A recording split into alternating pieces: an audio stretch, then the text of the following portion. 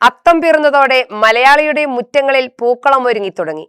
എന്നാൽ ഒരു കാലത്ത് നാട്ടിൻപുറത്തെ തൊടികളിലും പാടവരമ്പുകളിലും നിറഞ്ഞു നിന്നിരുന്ന നാട്ടുപൂക്കൾ ഇന്ന് പൂക്കളത്തിൽ നിന്ന് പതിയെ അപ്രത്യക്ഷമാകുകയാണ്. ഓണപ്പൂക്കളം ഒരുക്കാൻ പൂക്കൾ തേടി വിപണിയിലെത്തുമ്പോൾ നിറവും ഭംഗിയും ഏറെയുണ്ടെങ്കിലും അതിൽ നാട്ടുമണ്ണിൽ സ്വാഭാവികമായി വിരിഞ്ഞിരുന്ന പൂക്കൾ കുറയുകയാണ്.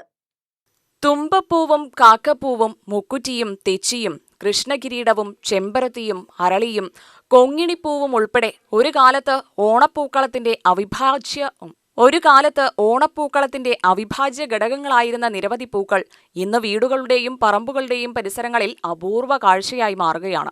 പാടവരമ്പിലും തൊടിയിലും വഴിയരികിലും സ്വാഭാവികമായി വളർന്നിരുന്ന ഈ പൂക്കൾ തേടി കുട്ടികൾ കൂട്ടമായി ഇറങ്ങിയിരുന്ന ഓണക്കാലവും പഴയ തലമുറയുടെ ഓർമ്മകളിൽ മാത്രം ബാക്കിയാവുകയാണ്. ഇന്ന് ഓണപ്പൂക്കളത്തിന് ആവശ്യമായ പൂക്കളുടെ വലിയൊരു പങ്കും വിപണിയിലൂടെയാണ് എത്തുന്നത്.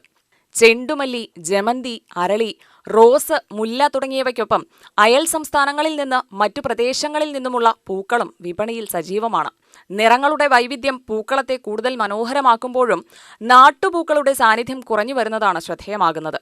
ഒരു കാലത്ത് ഓണം വരുമ്പോൾ പൂക്കൾ വാങ്ങാൻ വിപണിയിലേക്ക് പോകേണ്ടിയിരുന്നില്ലെന്നാണ് മുതിർന്ന തലമുറ പറയുന്നത്.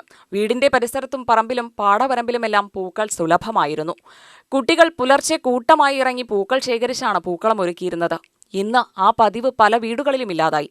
നഗരവൽക്കരണവും കൃഷിയിടങ്ങളുടെ കുറവും പറമ്പുകളിലെ മാറ്റവും രാസകീടനാശിനികളുടെ ഉപയോഗവും നാട്ടുപൂക്കളുടെ ആവാസ വ്യവസ്ഥയിലുണ്ടായ മാറ്റവുമെല്ലാം ഇതിന് കാരണങ്ങളായി ചൂണ്ടിക്കാട്ടപ്പെടുന്നു. ഓണക്കാലത്ത് പൂക്കൾക്ക് വലിയ ആവശ്യകതയുള്ളതിനാൽ വാണിജ്യാടിസ്ഥാനത്തിൽ കൃഷി ചെയ്യുന്ന ചെണ്ടുമല്ലി, ജമന്തി തുടങ്ങിയ പൂക്കൾ വിപണി കീഴടക്കി. പൂക്കളമൊരുക്കാൻ പൂക്കൾ വാങ്ങുന്ന തലമുറ വളരുമ്പോൾ പൂക്കൾ പറിച്ചിരുന്ന തലമുറയുടെ ഓർമ്മകൾ മങ്ങുകയാണ്. മറുനാടൻ പൂക്കളുടെ നിറപ്പകിട്ടിനിടയിൽ നാട്ടുപൂക്കളുടെ മണം തിരിച്ചുപിടിക്കാനുള്ള ഓർമ്മപ്പെടുത്തലാകട്ടെ ഈ അത്തം. UTV news, Palakkad.